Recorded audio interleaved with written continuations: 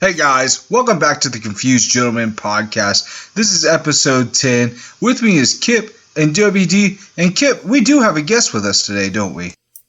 We do have a special guest.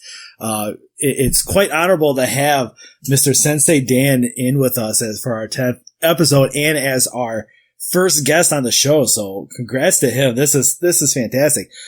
We have Dan Khalil. He is Sensei Dan Khalil. He owns his own dojo. He's a martial art expert specialist. I'll let him describe exactly what he does.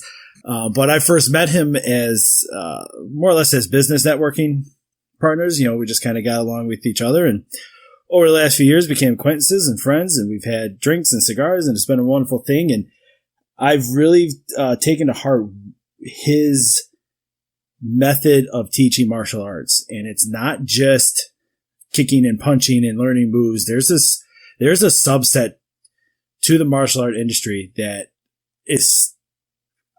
I think is often overlooked, or especially for new students or parents looking for their kids. And he does a great job. So Dan, take a few minutes, introduce yourself, give us your background, and we'll kind of get into the interview. Yeah, thanks guys. Good evening, Kip and WD, Christian. I didn't know that I was the first guest on the show, so that's incredibly cool. And I'm, I was excited to be a part of this tonight, and now I'm even more excited to be able to chit chat and converse with you guys. So, my name is Daniel Khalil. I've been in the martial arts for 28 years now. I started at 5 years old, turned 32 earlier this year, and really it was back in the late 80s, early 90s when things like Ninja Turtles and Power Rangers and the Karate Kid were a thing. And, I wanted to be a Ninja Turtle. That was it. That's what got me started in karate. And, some of my closest friendships to this day are with fellow martial artists who started, way back. Some of them started in 87, some started in 1993 with me. And now we all started at one school, and we all belong to an umbrella organization currently and previously called the Zenbei Watokukai International, which is headed by my Sensei Brian Ritchie out of Massachusetts. But one of the really cool things about our group here in Michigan is that there's about 8 or 9 schools here in Michigan that we all belong to the organization. And at one point we were all part of one individual school. That school went away, and it opened up the opportunity for many of us to open up our own schools. And so that's what we've done. So my closest friends in life are actually my colleagues and the other martial artists in our organization in the Michigan contingency that have opened up schools. So we all started together, and we're all, still kicking it together, pun intended. So. Good. Yeah, Dan, when we first met, that's the first takeaway I had after meeting you. I never partook in martial arts as a kid. I never did karate or anything. And my brother did for a little bit, but I know for the longest time, I thought it was just you're learning fight poses and how to hit and how to punch, which is part of the skill that you need to learn. Elaborate a little bit more like I was talking about with that subset, that mental discipline, or that inner spiritualness, I guess, sure, of a martial artist, and because that's what I've been fascinated with. Yeah. The 3 pillars of not only our organization, but of the dojos, because the cool thing about us being so connected is that even though we're all individuals and we have our own personalities and the way that we go about things, our mission and our goal is the same. And to be honest with you, that goal falls under the quote, a martial artist is an artist of life. So like you were saying, Dr. Mangan, there's so much more than just kicking and punching. But the 3 pillars that we really try and focus on to start off everything is just respect, compassion, and gratitude. There is a seniority system in the martial arts. There's a coming through the rank system in the martial arts. There's a paying your due system in the martial arts. And with all of those things, those 3 attributes, respect, compassion, and gratitude, really shine through. First of all, we teach respect for everybody. And so we acknowledge each other with the bow. You mentioned earlier how, students call, not just me, but any sensei, both in and out of the karate school. It's not a dictator type where you have to do this. It's an acknowledgement of what we're offering and what we're providing, and on the flip side of that, what they're receiving and what they're seeking out. And so there's a respect for all mentality, no matter whoever your junior or your senior is. But then the compassion side comes from the seniors down to the juniors, because the seniors have been through hell and back, and they've been through the hard training, and they've been through the blood, sweat, and tears over and over and over again. And they know what the junior students are going through firsthand. So the senior's position and the senior student's responsibility is not only to lead by example, but to demonstrate a high level of compassion to continue to inspire, the junior students. And so that way they're not deterred. And then the junior students recognize that, and hopefully display a modicum of gratitude that acknowledges, their thankfulness for having people who are giving up their time and their energy above and beyond just their own class. So a lot of our senior students, not all of them work for the dojo. Not all of them are instructors, professionally. But they come in and they assist on their off days, or they come in and they jump into other classes just to be around for some of those junior students. So, what we do is really based off of a family unit, and trying to make sure that, a rising tide raises all ships, and that's the way that we embrace martial arts first and foremost, is through respect, compassion, and gratitude. So, Sensei Dan, what I guess I don't want to say type, but the kids that you see come in for a first time into your dojo, are you seeing more troubled youth, kids trying to just find a different outlet to let, maybe anger, or, maybe they had anxiety or something, just to get a way to let that flow out? What are you seeing? Yeah, that's a great question. So I've been in karate for a long time, and I've been teaching since I was 14. So this is about 18 years of teaching for me. This is the first job that I've ever had, and it's the only career that I've never had another job. I've never filled out a resume. I started teaching freshman year of high school, and then this has been it for me. So I've seen a lot of different students come through the dojo, and you get a lot of students like myself that, because of whatever is out there now, like for example, Kung Fu Panda, or even more recently,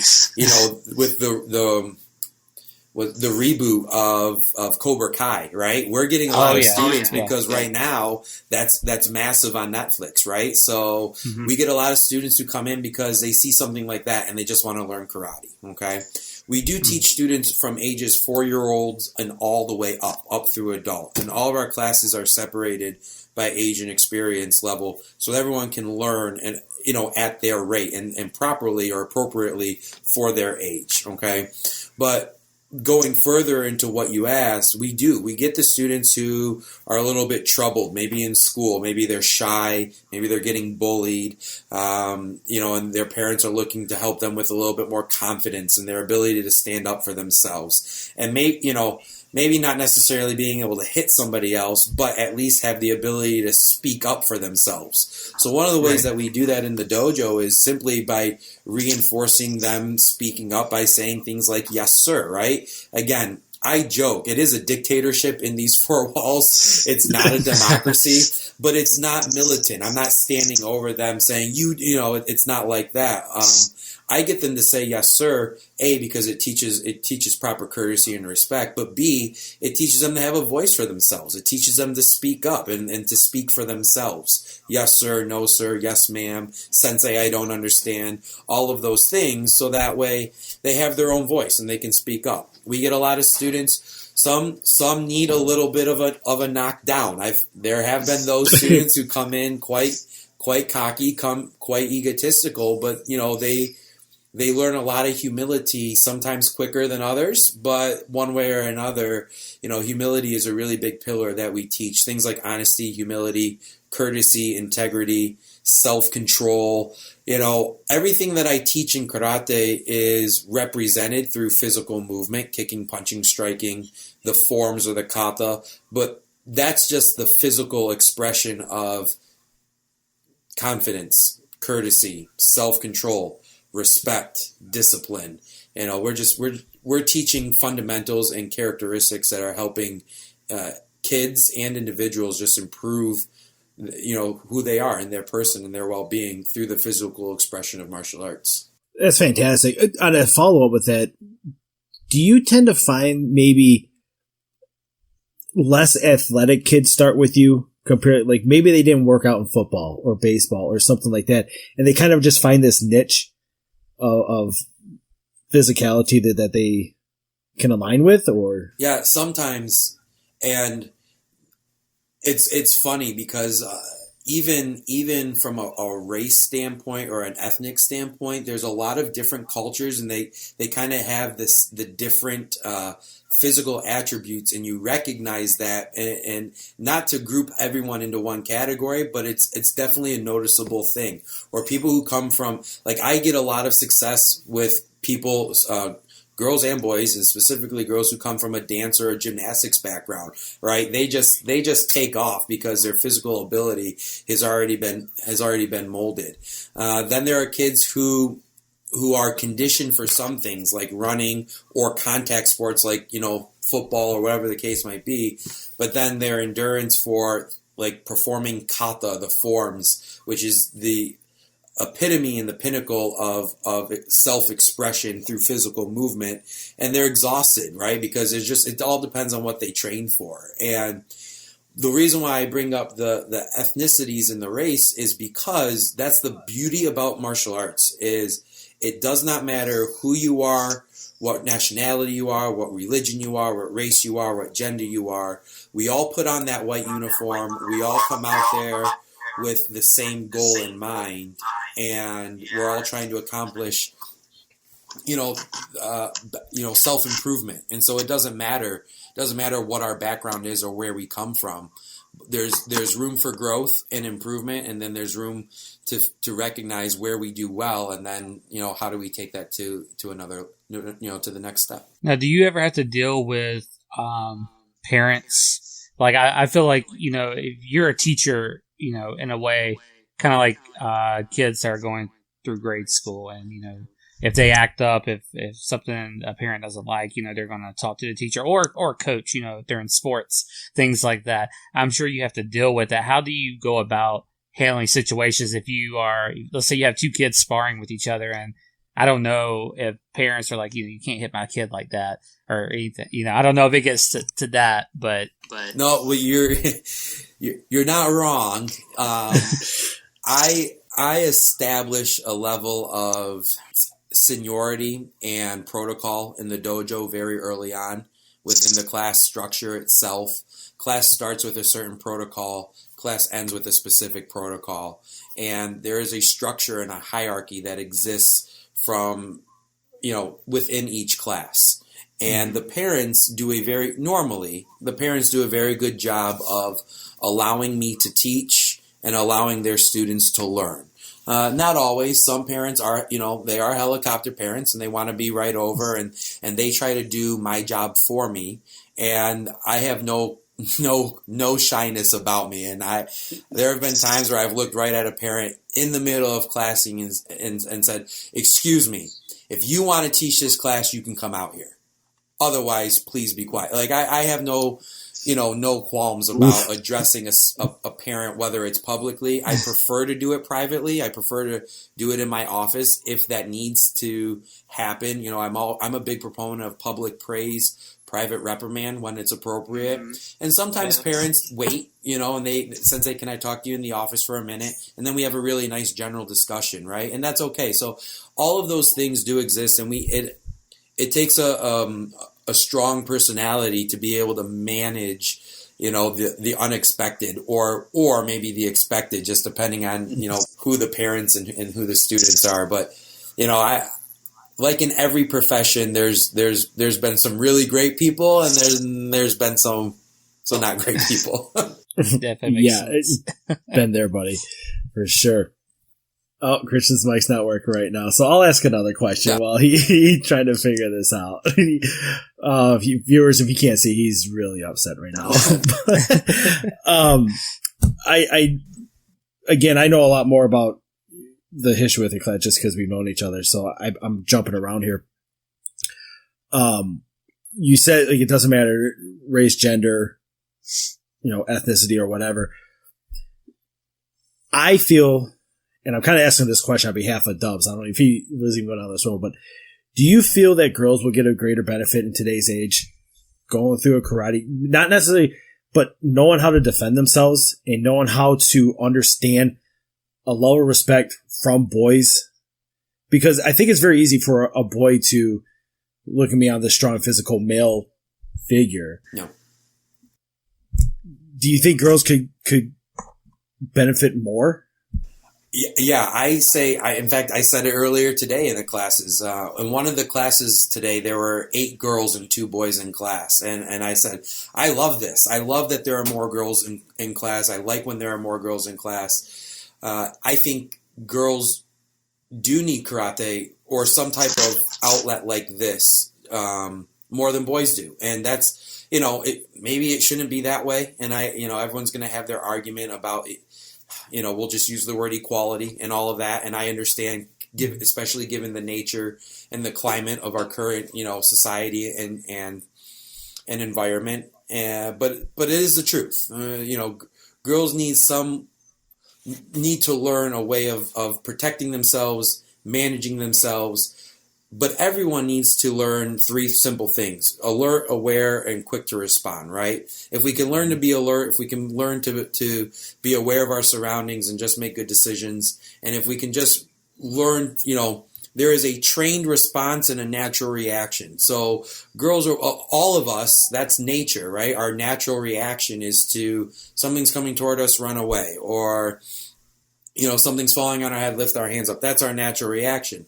Right? But if we lift our hands up, we might protect our head, but we're still getting hit by whatever's falling down. A trained response would be to move over, right? Don't be there. So if you magnify that, or if you expand upon that into self-defense, then, it really doesn't matter. Girls or boys, you can take something away from that. However, I also, on a personal note, think that I personally like the look of karate moves when they're done by females more than men. Men are strong and bulky and big, and they look very intense. But when girls do it, especially girls who are incredibly skillful, there's such a beauty and an elegance and a precision to it that's just, it's one of the coolest things to watch, actually. When guys do it, it's very impressive, because I've seen some people who perform and you're like, wow, like you're just, you can see the fight unfolding in front of them, even though they're just performing a kata or form, right? But when girls do it, that exists, but there's also such an elegance to it that's really just beautiful. So, yeah, with Kip's question, he mentioned me. I have 2 daughters, okay. 1 5 and one just over 2 now, and I would be interested in my oldest to learn karate just for the self-defense aspect of it. What age do you think is a good time? I know you said you have students from age 4, and up. Do you think 4 is a good age, or should they come a little bit when they're older? No, 4 is an excellent age. Okay. Yeah. Okay. So I started karate a month before I turned 5. I turned 5 in June. I started May 1st, 1993. Okay. And I can speak on behalf of, I know our schools here in the organization, but we have a massive success with what we call our Dynamites or our Little Dragons program, which is a program specific for 4, 5, and 6-year-olds. I can't speak for the entire country and how they run their classes, but what I can tell you is this. Our program is centered around some of the characteristics we talked about earlier. Getting a 4-year-old or a 5-year-old even to stand still for a minute or 2 minutes. Oh, yeah. Okay? That goes way further than teaching them how to punch somebody, right? Right. Getting a 5-year-old to say yes, sir, or yes, ma'am, please, thank you, and still having good manners and courtesy. When we approach our Little Dragons program in an effort to augment, hopefully, what parents are teaching at home, right? And the characteristics and the intangibles and the qualities that go along with that. Then, as they get older and they develop a little bit more of their own personality, a little bit more of their own characteristics. And as they, physically growing up, then they have a really good foundation for us to teach them the physical parts of karate, the kicking and the punching. And we do teach that to them as a 4, 5, and 6-year-old because we want to still work on the physical fundamentals like focus and self-control, but also hitting and balance and moving with speed and power and being able to do things without falling over, right? Their coordination, especially at that age, is a really big thing that we work on. So we'll do drills with them like hitting targets or teaching them kata and reinforcing the importance of repetition and practicing. We teach them basics that introduces things like bending your knees and twisting your hips and using 2 hands. So everything that we teach to an older or a normal student, we just teach in a more fun, friendly, kid appropriate version for the little kids. But, you're down in Georgia, right? So, yes, sir.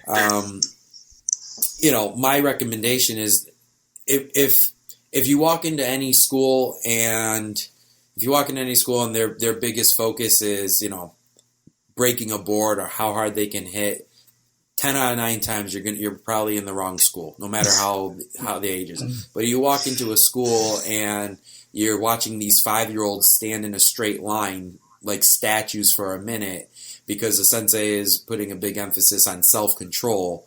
That's the school that you want to be at. Yeah, that makes a lot of sense. And that's go back to the beginning. That's what I love about you and how you teach it. Those intangible messages you can learn from martial arts seem so powerful for an individual to learn. Is that the control, the confidence, it's just fantastic. Like I said, anybody with brute force could break a board with enough, but it takes a special skill set to do it properly without, just being this big jock of a person. Sure. I mean, I teach, when it comes to self-defense, I teach my students, the very first thing I teach them is, if you have to use something that I've taught you, you're responsible. It's your fault. Why are you there in the first place?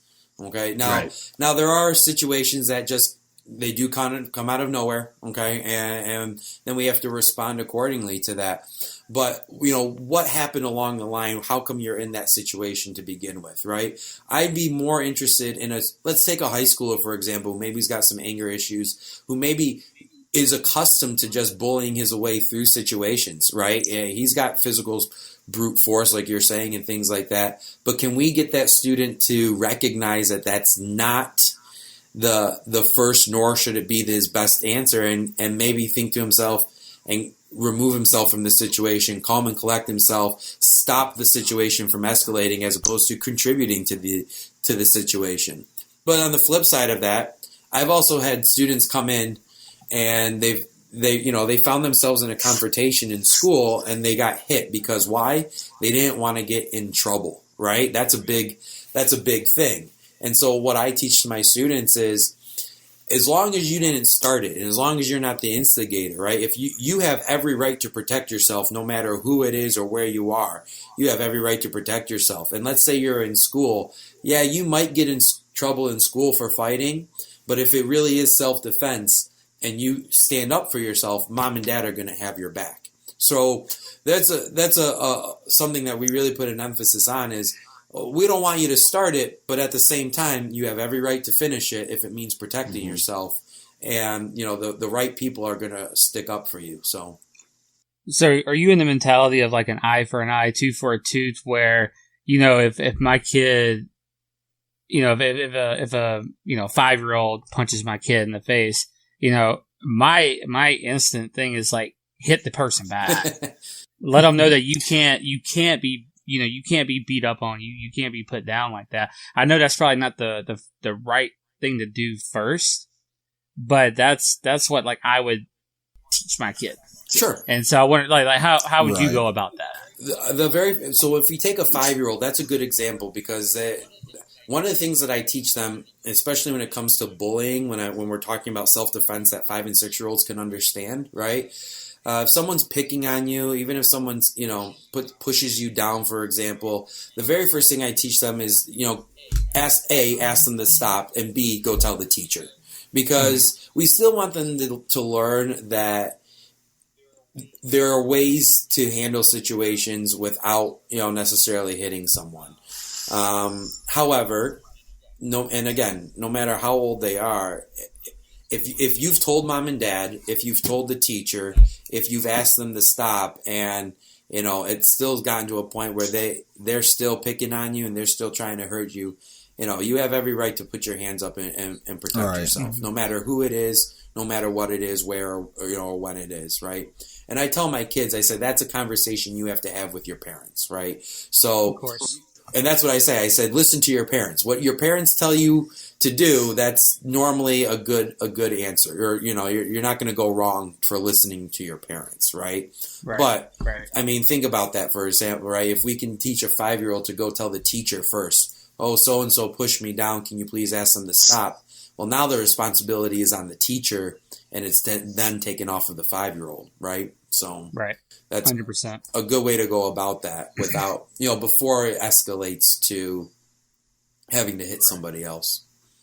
Because I don't know about you guys, when you were younger, I know, I'm guessing we're all around the same age or whatnot, but, fighting used to be such a common thing, right? And it was a hip thing. It was like these two kids are going to fight and everyone else just kind of leave it in. Nowadays, it's not like that at all, right? And I was actually really happy that I was never in a fight in high school, and I didn't get into a first fight until my mid-20s, and it's the only fight that I've ever been in. And even though I didn't start the situation, I take full responsibility for allowing it to get to where it went, and causing, the outcome was me hitting someone. And in the moment, not that I needed verification or reassurance that what I know works, but in the moment, I was very grateful that I took my training seriously, right? But afterwards, I felt horrible about it. Really? And I think that's, can y'all hear me? Am I back? Yeah. Welcome back, Christian. Hey! The technical guy can't figure out microphones. That's it. That's where we're at in life now. Welcome to 2020. Anyways, I think that means you're doing it right there, Sensei Dan, that obviously you didn't want to use it, but when you used it, you felt, I don't know, necessarily remorseful, but you were like, man, I wish I didn't have to take it that far. Yeah, totally. I'll give you the story real quick because there's a really good lesson in the story. And I was with a girlfriend at the time and her friend, and we were out. Dr. Kip knows at in Rochester, Main Street in Rochester, and we were around the bar, and I was at the bar, getting drinks, and the girls were out on the dance floor, and some guys came up and they started dancing, and that was fine. And I just sat back and watched, but then, very easily at that moment I could have went up and, and separated the situation, but I didn't. And my girlfriend at the time, she was very, very resilient. She's spicy is a good way to put it. So I knew she could handle herself, and there was no threat really at that point, right? So anyway, then I noticed they start pushing the guys away. The guys aren't taking no for an answer. And even at that point, I was like, I really should go over there, but I didn't, because again, I knew she could handle herself. So you can see, this is me. Here's now 2 opportunities. I could have went over there, separated it, stopped it from happening, but for whatever reasons, in the moment, I didn't do that. And then what ended up happening is I did go over there, and some words were said between the guys and the girls. And in an attempt to get to the girls, this guy was big, really big, and he grabbed me to either hit me or push me out of the way. But he was really just trying to get to the girls. And when he did that, I responded to that, and that did not end well for him. And again, in the moment, that's it. The training took over, and I didn't think the training took over, but afterwards I felt guilty. I felt really bad about that because I didn't like that I had to hit someone, but B, I knew better. I knew I could have prevented that from happening had I just went over there sooner. And at least that's the way I see the situation still, is I think I could have, stopped that from happening. An ounce of prevention is worth a pound of cure. And in that moment, I didn't prevent the situation from happening. So piggybacking off of that, what, you see all these movies and they depict scenes like you just described, right? And you see the karate guy, or he has a background in that, he's kind of holding back because he knows that he could take care of business, but he's hoping that they just do their own thing. How, being with your expertise, how fake is Hollywood compared to like the instance that you gave the example of? You know, yours is the real life example, but you see that very similar in a bunch of movies. But I feel like, you know, obviously it's over the top. It is definitely theatrical. I've had the experience of working on movies and choreographing fight scenes and doing things like that. And so for those situations, I draw on some personal experiences, but I also draw on like what I've seen in other movies and things like that. You know, there are a lot of people who go out there and they do it really well. They make when they show two martial artists fighting in a movie, they make it look really great, right? Like really, really great.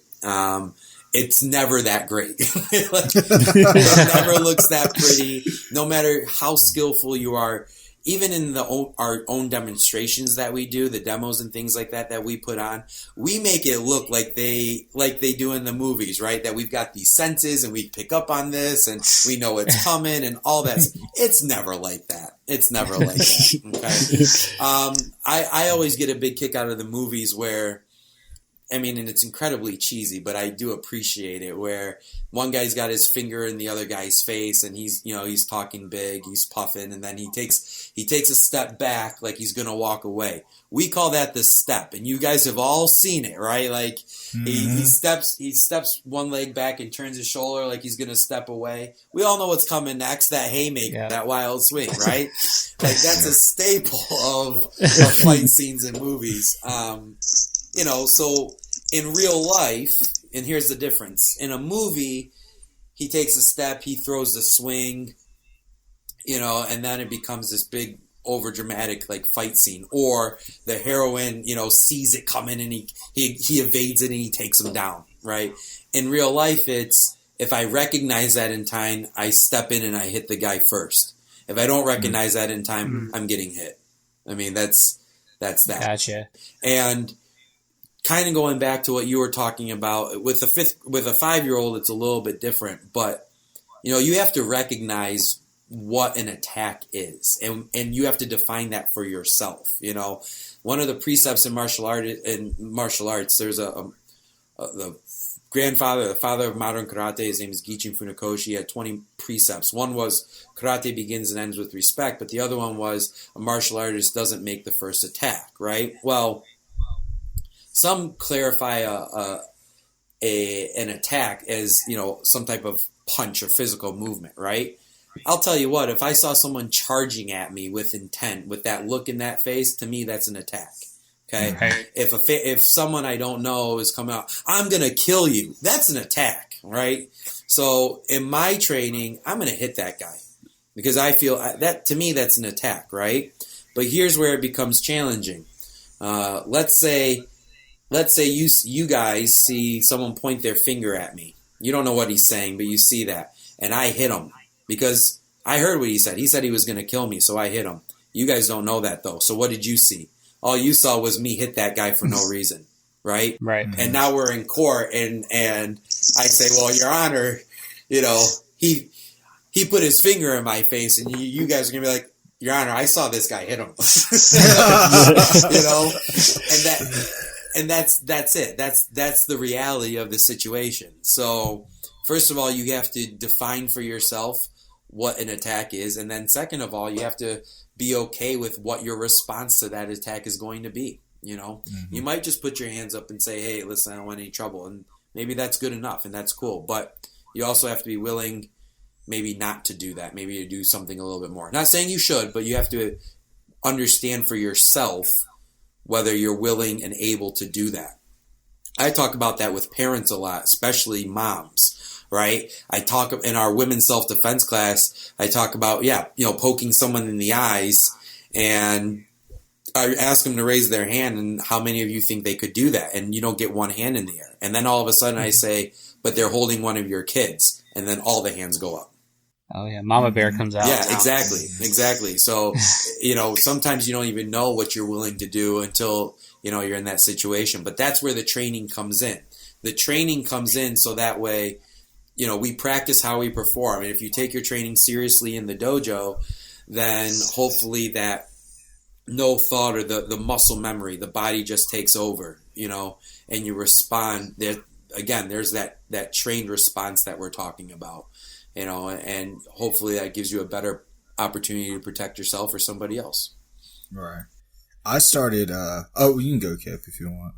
My question is going to lead into your experience. Great. Thanks. Thanks. I don't know if I would even call it experience, but I appreciate you saying that. Sensei, do you only teach karate, right? Primarily. So, okay. Yeah. My question leads into, at what point do students, or in your case, veterans, start mixing different styles of martial arts? Or is that even a common thing? That's a personal thing. That's there are multiple languages in the world, right? There's multiple martial arts, okay? And not one is better than the other. The best one is the one that keeps you safe, right? And there's a lot of ways to go about that. It would be foolish for a karate person to think just because I know karate, I don't ever have to worry about going down to the ground. No, that's ridiculous, okay? So for me, I chose to become a professional martial artist very early on in life. And I learned from my sensei and from the organization and from my other instructors and the people that I've been around that if I'm going to teach something, especially if it's going to be my profession, then I'm going to exhaust that profession. I'm going to learn everything that I can about it. The UFC has popularized MMA, mixed martial arts. That's where I was going. Mixed martial arts has been around for a long time, right? It's just it wasn't as dramatic or as theatric or as fantasized as it has become. And I don't take anything away from those guys; they're phenomenal athletes. But for myself, it was I want to study different martial arts because I just want the knowledge. Just like if I were studying different types of sciences or different types of languages, things like that. For me, it's because for my own knowledge and for my own wisdom. And at the dojo, along with like the other schools in Michigan and our organization as well, in the Butoku Kai, we have karate, we have kobudo, which is weaponry, we have tai chi, which is a Chinese active meditation art. So we have an Aiki Jiu-Jitsu program. So we have a lot of different martial arts that provide students opportunity to learn a lot of information. And this would lead into your question, Christian, because I know your experience with jiu-jitsu, you getting tossed around like a sack of potatoes. So let's go ahead. Ask away what you need to do. Again, as we joke about it, I for about a year now, I've wanted to start jiu-jitsu. I did karate, for about 2 weeks when I was a kid for the same reason. I saw Power Rangers and I was like, I'm in there. And then there was nobody I was punching air the whole time. I don't know. It just wasn't what I thought it was going to be, but I was like 8 too. So of course I was ignorant to what I was getting into. My mom was like, I'm kind of glad you didn't do that because that gi was really expensive. I was like, I don't know if you're supposed to say that, Mom, but okay, thanks. But anyways, I think it's really interesting because I am like 5 or 6 classes into jiu-jitsu. I'm a bigger guy. I played offensive line in high school. So I'm used to being one of the biggest dudes in the room always. I'm used to being one of the strongest guys in the room. Now, of course, naturally, I'm not nearly as strong, but I'm probably a little bigger, now. And I like jujitsu, because I feel like, of course, obviously, I'm not going to be as prepared as someone like you, Sensei Dan, in a fist fight or something, but I felt like I was very ignorant to like, if someone tackles me, I'm at a loss, And that's one thing was like, I feel like if I can hit someone pretty clean in an emergency situation, like maybe I can get out of there, right? Cause I'm not trying to fight. I'm trying to like get to safety. So, I mean, I feel like I could hit someone or shove somebody hard enough to run away, but if someone was like hit me or tackle me, I wouldn't know what to do. So I have been throwing around like a sack of potatoes the 5 or 6 sessions, but it's been a lot of learning because in jiu-jitsu, they always say technique trumps strength. Yep. Right? Yep. And I think that's crazy because I definitely like went in there very humble and like was understanding like I'm a scrub, right? Like I don't know anything.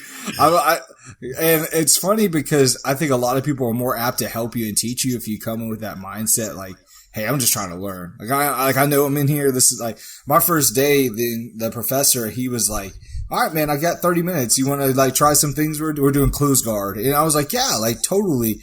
Cause I have no clue. He kept asking me every time, you got any questions? Yes, but I don't know how to ask them yet. So, I mean, I'm gonna keep doing this until I figure out how to ask you a question. You know, that's how ignorant I was. But yeah, I don't know. Just for my experience, I think it's been very good so far. And I appreciate martial arts a lot more now than I did 5 sessions ago, if that makes sense. Yeah, totally.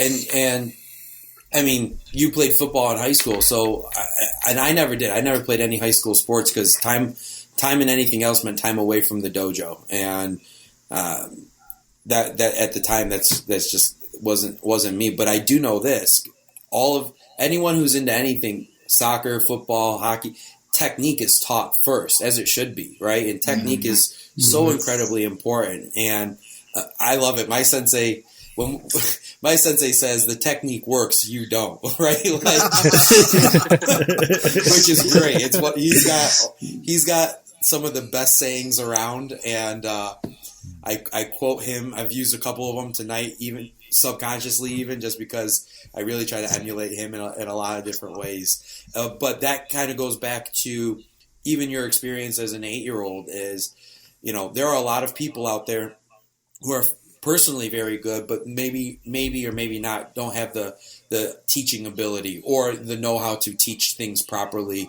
to keep an 8-year-old or you know, kids involved in things like that. And that's very common. That's very common. You know, like in all industries, there's the good, the great, the not so good, you know, that exists in every industry. Right. So, it's not martial arts specific, but in your current state and being a beginner in jiu-jitsu, yeah, you see how when things are done properly, when the technique is done properly, how it works. The difference is in real life, it's probably not going to look as pretty, right? It's probably not going to look as smooth, but if you stick to the training and you stick to the practicing, the goal then is that it takes away the shock, right? Human nature is either fight, flight, or freeze. So the purpose of the best self-defense is to not be there. So flight is actually the best self-defense. The second resort would be to fight, in which case you hope that your training kicks in, the muscle memory kicks in, the familiarity kicks in, and you're like, well, okay, wait a minute. I've been here before. We've practiced this. I can keep my calm. I can keep my collectiveness. I don't have to panic. And you manage away from the situation, hopefully. The worst case scenario would be to freeze, right? That's when you're in trouble, especially in a real life situation. So the training is designed because you're never going to be able to replicate actually getting hit in the street in the dojo, and nor should you. You wouldn't have anyone left, right? People will be crushed, right? Like, nor should you. But you do have to take the training with an intense level of seriousness, so that way, if it does happen, you're prepared. It's not unfamiliar to you anymore, right? You're like, oh, wait a minute, okay, no need to panic. I've been here before. Mm-hmm. And that's a big thing with jiu-jitsu that I've seen is we kind of learn a move, we kind of practice a move, and then we just get after it using the move, you know, and I've seen that, and I think that's been really helpful because now all of a sudden you do kind of get to see it, not necessarily in real action, right? Because obviously it's not a street fight, but you do get to see in the sense that, you know, this dude's on top of me and he's not going to let me just work my close guard. He's going to get out of it, you know, and you have to figure out how to protect yourself in it. And that's been really good. And it's been really good mentally as well. I always find like I guess you could say therapy in physical activity. So it used to always be football, but I don't get that anymore. And whenever I work out, if I do it consistently, it's fantastic. And I feel 20 times better going to the gym every day. Like I just do. But do I do it every day? No. Like I just don't because I'm lazy and sometimes things get in the way. Just being honest. But with jujitsu, like my professor, like I was honest with him day one. I was like, I can see myself on the mat and I just overthink things. And then you get, paralysis by analysis, right? I just told him, so I keep thinking about what to do and then I don't do it because I'm too worried about where my hand position goes. Do I break this guard? Do I move? What side should I move? Do I put and you start getting, and I told him I overthink and he was just like, hey man, you don't know what you're doing anyways. Just go have fun. He's like, and it was funny because I was going against a purple belt and he was like, that dude's going 10, maybe 5%. You're not going to beat him, Christian. He was like, you're just not. He was like, so go as hard as you can and figure it out. But you don't know what you're doing because this is your first and second day, So he was just like, yeah, exactly. And you'll recognize the more you train, just like anything that we do, the more we train, the more we do it, the more habitual it becomes and the less thinking is involved, right? It just becomes second nature. And then a lot of that overthinking starts to dissipate the more we do something. But the beautiful thing about jiu-jitsu is it's incredibly pragmatic. I mean, look, at the end of the day, if it comes down to them, hit them, right? Like right. Sometimes that's the answer, okay? But the realistic part is that most times some type of fight or self-defense situation is going to end up on the ground. And jiu-jitsu is incredibly realistic and it's incredibly pragmatic and it's incredibly practical. And you're getting a lot of empathetic knowledge that because of that will only help, serve to help you. And I'm sure you've seen, even in just a few classes, the people who are comfortable on the ground, who just they're the ones that they're very cool, right? Mm-hmm. They just kind of let things come to them and they go through the motions versus the people who are still kind of new and frantic and they're like, all over the place because they don't know what to do just yet, right? Exactly. So, but that's just an experience thing, but you can learn from that. You can learn a lot from that. You joke about people being cool on the ground, right? There's a 17, so I used to be a high school history teacher. Oh, cool. And I subbed, and I subbed at this kid's school. And it was a 17-year-old. It was just last week. And he wrecked me. Talk about being cool on the mat. I'm like 3 times this kid's size. He's a blue belt. And I'm thinking, surely, like I was, I'm humble. Like I'm like, obviously he knows what he's doing, but I was like, surely he can't get me down in 10 seconds or whatever, I had to last. Nope. Sure enough, I got on there. He exposed me like 10, 15 seconds. And I was like, good job, buddy. I'm gonna kick it. I'm gonna keep going. And he joked because he knew I was a teacher because we talked beforehand. Because he was like, "Did I see you at my school?" I was like, "Yeah, probably." And so I go up there the next time. We switch guards, and he goes, "All right, man. My dog ate my homework. Now come after me." I was like, "Hey, brother, if you would have said that in class, I would have sent you to the house to go get it. That doesn't make me mad. That just makes you fail." Yeah. And then I got exposed. So. But isn't that cool though? Right? That goes back to what I was talking about earlier. It doesn't matter who you are, where you come from, what your age is, what your profession is, right? In your world, you're his senior and you're his teacher and he's a student, and then you entered his world and it was the complete opposite, right? 100%. There's no more humbling place than being inside the dojo because we all put on that white gi and we're all working towards the same thing. So it doesn't matter what your background is.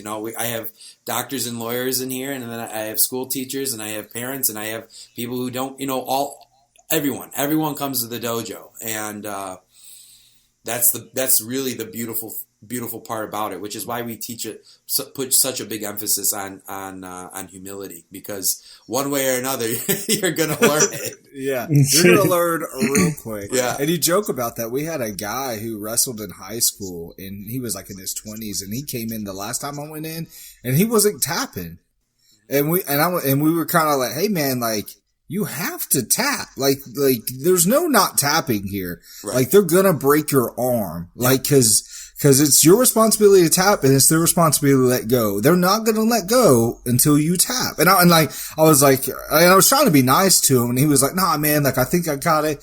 And like just not practicing humility, and I was like, hey brother, like you're going to got today, you know? And then a broken arm would have reminded him real fast. Right. No, you're spot on with that. Some people, there's a lot of people like that. Yeah. There's a lot. And sometimes I'm very happy to oblige. That's that. Yeah, that's just being egotistical and thinking you're better. And that's one of the benefits of some type of program like karate. I mean, you learn the discipline. And for the purpose of like our show and in terms of being gentlemen and stuff, I think that's the biggest takeaway. Is as much fun as it is about, winning fights and doing those battles and things, to come away with the knowledge of how to avoid a bad situation should be one of the main purposes. And as backup, you have the skills necessary to do what you need to do. And it's great. Yeah. Here's the thing. Myself and the other senseis here in Michigan and the organization as a whole, if there's one thing that we really try to represent, it's class, and we carry ourselves as professionals. And here's the difference. And I take nothing away from the UFC fighters or from, you see some of these characters in the boxing world. You see them. And as athletes and as fighters, they're exceptional. But you guys are Christian. Are you a parent, Christian? Not yet. Not yet. Okay. Neither am I yet. But you guys, Kip, WD, you guys are parents. You tell me as a parent, do you want your kids acting like a Conor McGregor? No. Okay. No. You see what I'm saying? No. Right? Yeah. The way. Now look, I get it. A lot of it. I don't mean to call out Conor McGregor on the show, but I don't think he's going to be partaking in an interview with us anytime soon. And it may be for entertainment purposes, but you tell me one parent that wants their kid to walk, and not just him, because there's a lot of characters like this, right? Mm-hmm. It's not just him, but you tell me one parent that wants their kid to walk around like a thug, like a bully, like an intimidator, someone swearing up and down.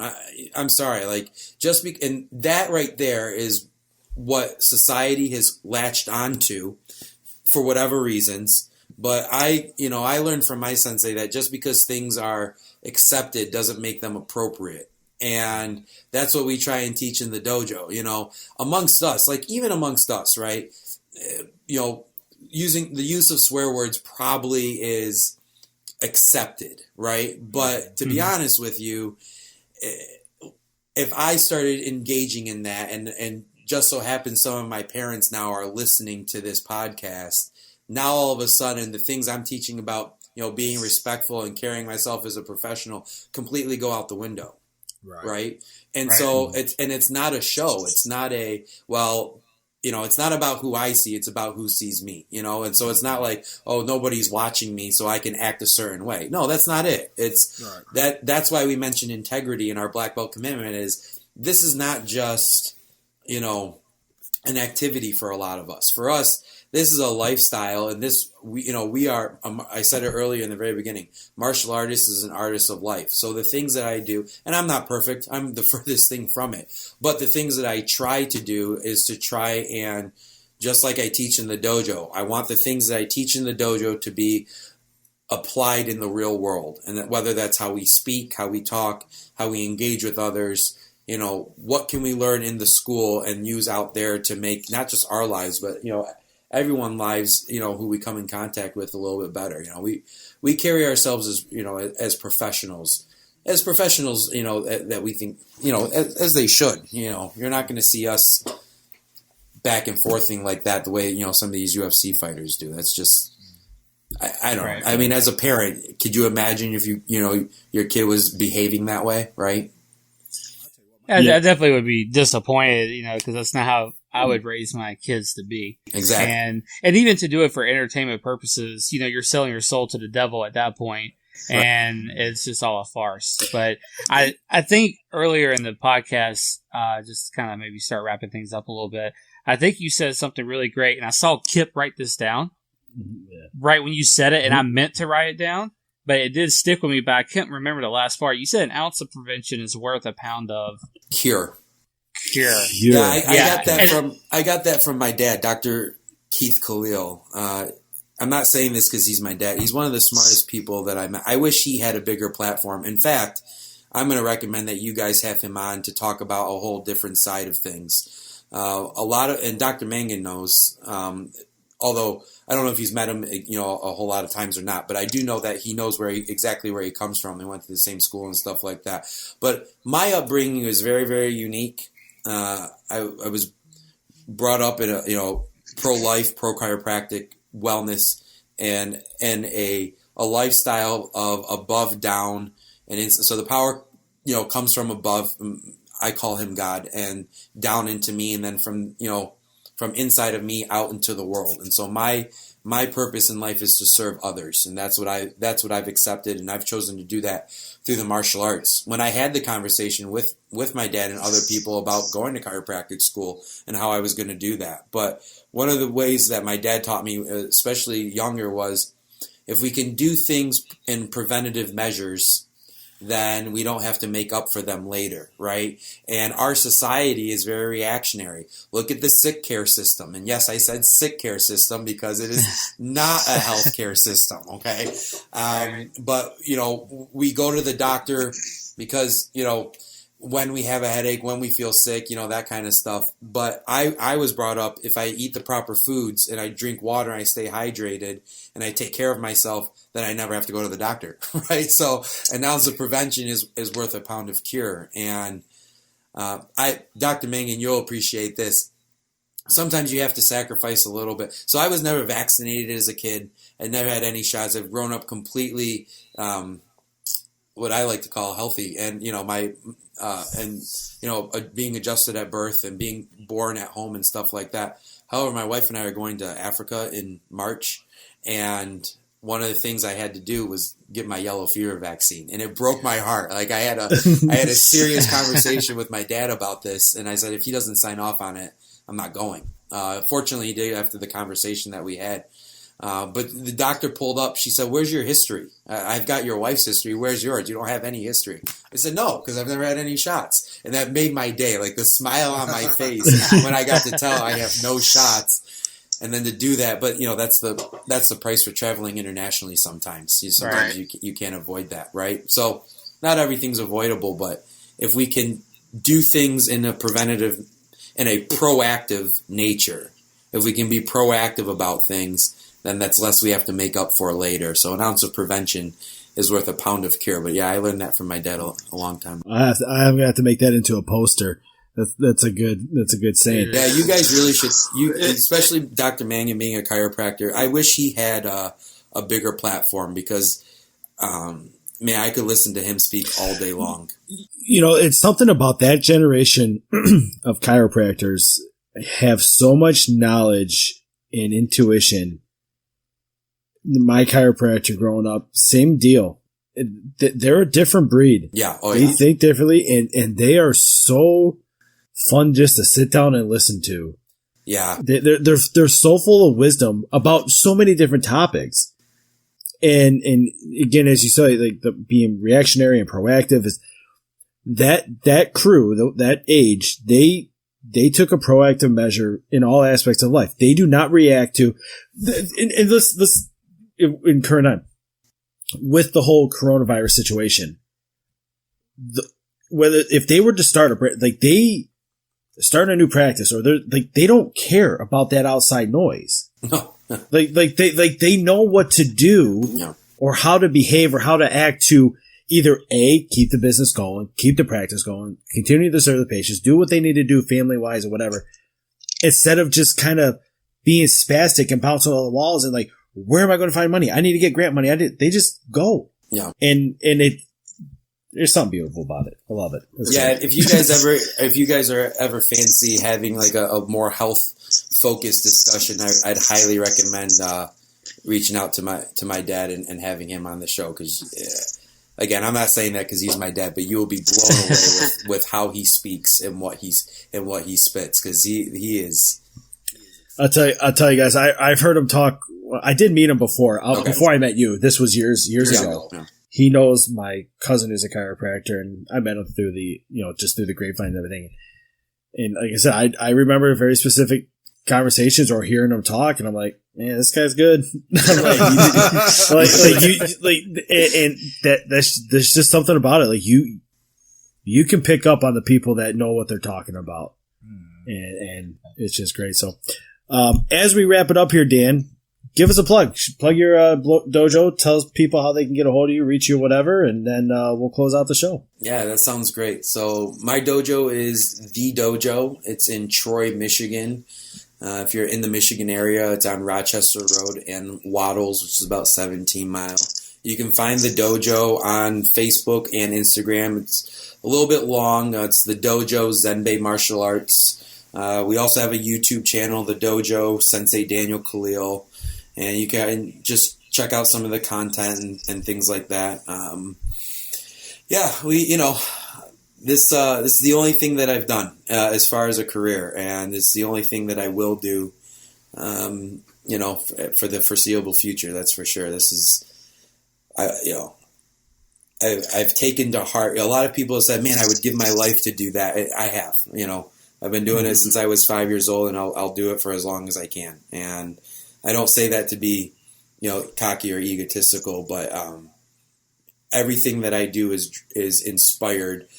Maybe this will be a conversation for another day, but I have a big discussion on the differences between inspiration and motivation, and it's actually a really fascinating discussion. But every day I'm inspired to wake up in the morning and do something through the dojo and for the sake of our community. So.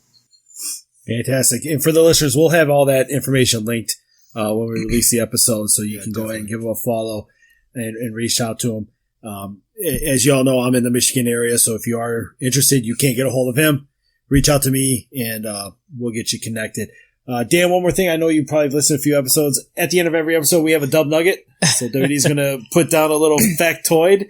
And then we'll go so we got the dub nugget, and for episode 10, and this being a karate episode, I found something interesting concerning that. So, it better be true. I hope it is. And it has to deal with one of our presidents, actually. So Teddy Roosevelt was the first American to be a brown belt in judo. Oh, and judo is I think it's a division of jiu-jitsu, if I'm not mistaken. But he actually put training mats down in the basement of the White House to spar with anyone that would spar with him, and that included, there was a professional champion boxer named John Sullivan, even his own wife, and then a Swiss minister, apparently. But yeah, I thought that was really, really interesting. That isn't. Yeah, I didn't know that. That is fantastic. I didn't want to pick something that was technical or anything like that. Like, well, this dude doesn't know what he's talking about. So. Very good. Well, thank you very much, Sensei Dan, for coming on. Very nice having you. I'm sure we'll have you again. Close us out, Christian. Yeah, Sensei Dan, appreciate you being on. Well, guys, thank you for listening. This has been the Confused Gentleman Podcast, episode 10, with Sensei Daniel Khalil. Guys, thank y'all for listening. If y'all want to go ahead and like, subscribe, comment, let us know what you think, and we'll see you next time, guys. Have a great day. Good night, everyone. Thank you again. Look forward to be back. See ya. See ya.